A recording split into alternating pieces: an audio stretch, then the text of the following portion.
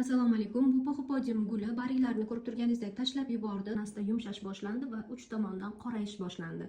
Bugun bu gulimizni saqlab qolish maqsadida mana shu qoraygan va yumshagan joyini kesib tashlamoqchiman va kuzatishda davom etamiz. Qaysi tarafga o'zgarish bo'lganini ko'rsatib boraman. Bismillahirrohmanirrohim.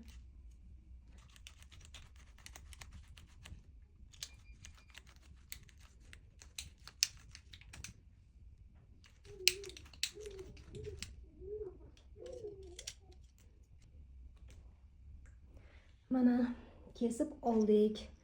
Gulimizni tanasi qoraymagan ichi, lekin yumshash bor mana. Yumshab turibdi. Gulimiz mana shunaqa ko'rinishda bo'ldi. Mana bu o'g'ilni maydalangani.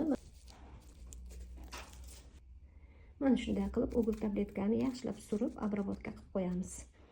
Bu tarafini ham tashlab yubormaymiz. Bu tomonni ham karniven bilan ozgina o'g'il tabletkani aralashtirib, mana shu joyiga surib qo'yaman-da, bir kun quritishga qo'yaman va ertasi kuni tuproqqa ekib olaman. Suv bermay turaman. Iloji boricha tuproqni yengil nam qilib saqlab turaman. Agar nasib qilgan bo'lsa, ko'klab chiqsa ko'rsataman. Ko'klamasa, musorga tashlab yuboraman. Iloji yo'q boshqa.